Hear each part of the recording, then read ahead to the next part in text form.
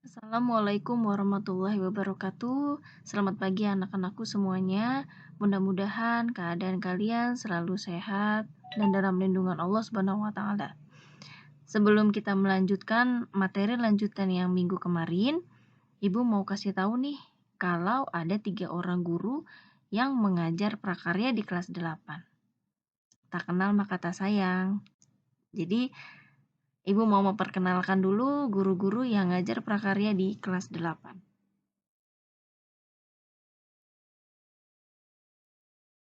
Oke, ini Pakar Sidi. Mungkin kalian sudah banyak yang tahu ya, Pakar Sidi ini adalah wakil dari Sarpras.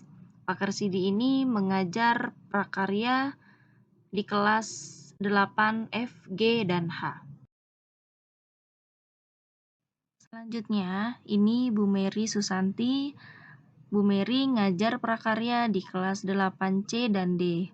Karena beliau sedang cuti, kelas 8 C dan D dipegang oleh Bu Nia.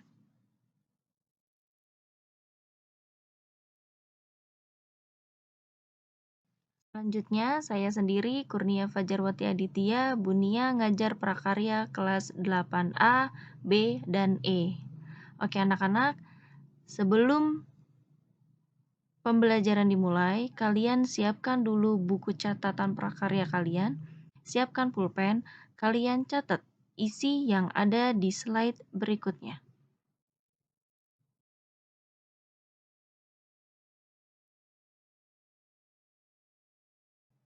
Sebelum lanjut ke penjelasan jenis alat dan kegunaannya, kalian harus pahami terlebih dahulu apa itu bahan dari alam dan bahan buatan.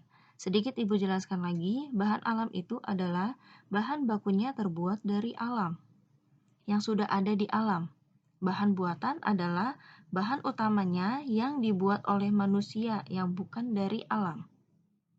Oke, sebelum praktek membuat kerajinan bahan lunak, yang harus kalian ketahui itu adalah kalian harus mengetahui alat-alatnya, bahan, dan teknik.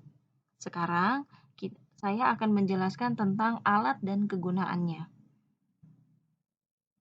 Kayu bulat atau penggiling berguna untuk membuat lempengan. Kayu bulat ini kegunaannya adalah untuk membuat lempengan. Yang kedua adalah meja putar.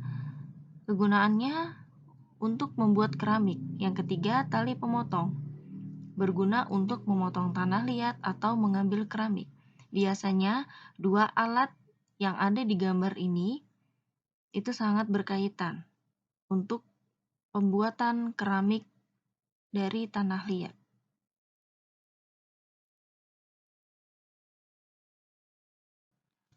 Selanjutnya adalah butsir, berguna untuk membantu pembentukan kerajinan tanah liat. Ketika membuat sebuah kerajinan dari tanah liat, butsir inilah menjadi alat utamanya. Yang kelima adalah pisau pahat. Ini juga bisa digunakan sebagai alat untuk membuat kerajinan sabun. Dalam proses pembuatan kerajinan bahan lunak, ada kerajinan bahan alam maupun kerajinan bahan buatan. Yang harus kalian ketahui itu, yang pertama adalah keamanan. Keamanan pada saat menggunakan alat, sudah pasti harus berhati-hati menggunakan alat yang tajam. Yang kedua adalah keselamatan kerja. Pada saat pembuatan kerajinan, kita perlu memperhatikan keselamatan kerja, seperti pada saat menggunakan pisau pahat, digunakan secara berhati-hati. Misalnya, kalian menggunakan sarung tangan agar tidak tergores. Yang ketiga adalah kebersihan.